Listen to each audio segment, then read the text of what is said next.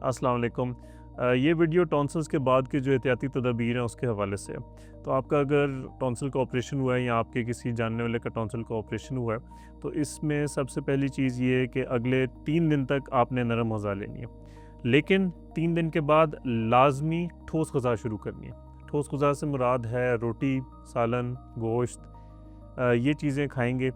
शुरू में खाने में निगलने में शायद थोड़ी-सी तकलीफ़ हो सकती है, लेकिन ये खाना इसलिए ज़रूरी है ताकि गले की हरकत होगी। जब गले की निगलने की हरकत होगी तो इसमें हीलिंग यानी ज़ख़म बेहतर होगा।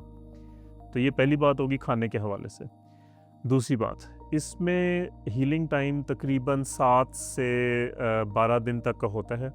इस दौरान 2-3 चीज़ें हो सकती हैं। एक तो जैसे सबसे पहले मैंने ज़िक्र किया है कि खाना निगलते हुए दर्द हो सकती है। दूसरा ये कि गले के अंदर एक सफ़ेद सी झिल्ली, एक वाइट सी मेम्ब्रेन बन सकती है, ये नॉर्मल होता है। इसमें कुछ लोग परेशान हो जाते हैं कि ये गले में पस तो नहीं बन रही, तो ये पस नहीं बनी होती, लेकिन ये नॉर्मल हीलिंग की वजह से गले में एक सफ़ेद सी झिल्ली, मेम्ब्रेन या सफ़ेद सी एक लेयर बन जाती है। तो ये भी अमूमन 7 से 12 दिन तक ख़त्म होना शुरू हो जाती है।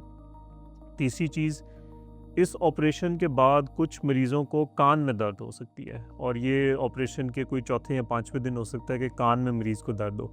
ये भी नॉर्मल है। इसका इलाज ये है कि जो आपको दवाइयाँ हमने एडवाइस की हुई हैं दर्द की, वो बाकायदगी से लेते रहें, खाना खाते रहें, तो ये भी आहिस्ता-आहिस्ता इंशाल्लाह रिकवर कर जाएगी। अगली बात दवाइयों के हवाले से, इसमें जो आम तौर पे मैं दवाइयाँ एडवाइस करता हूँ उसमें कुछ पेन किलर्स होते हैं, 2 फ़र्क किस्म के पेन किलर्स होते हैं। गला सुन करने का एक शरबत होता है और बाकी कुछ एंटीबायोटिक और कुछ दवाइयाँ होती हैं। तो पेन किलर्स का हिसाब ये है कि पहले एक लेंगे, 2 घंटे बाद दूसरी, फिर 2 घंटे बाद पहली, फिर 2 घंटे बाद दूसरी।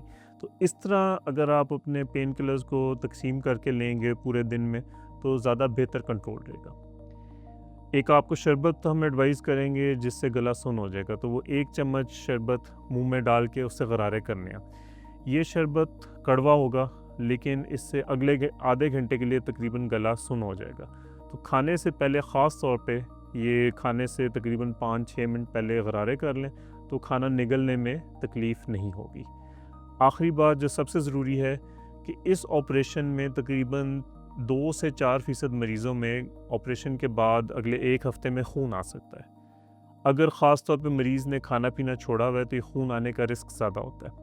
तो एक तो खाते पीते रहें, दवाइयाँ बाकायदगी से इस्तेमाल करें। खुदा न ख़ास्ता इस सारे के बावजूद भी अगर खून आए, तो सबसे पहले ये कि ठंडे यख़ पानी से गरारे शुरू कर दें और अगर उससे खून नहीं रुकता तो फ़ौरन अपने करीबी अस्पताल की इमरजेंसी में पहुँचें और इसमें कुछ इंजेक्शन लगेंगे।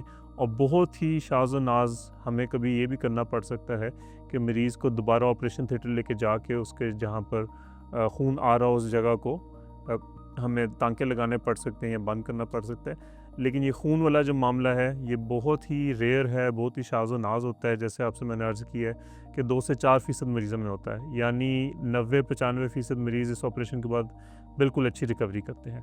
तो ये चीज़ आपको पता होनी चाहिए। इस सारे के अलावा अगर आपको कोई और सवाल है टॉन्सिल के ऑपरेशन के मुतालिक, उसके बाद क्या केयर है, तो आप ये दिए गए व्हाट्सएप नंबर पे मैसेज कर लें और आपको फिर मज़ीद इस पे हम हिदायत या रहनुमाई दे देंगे। बहुत शुक्रिया।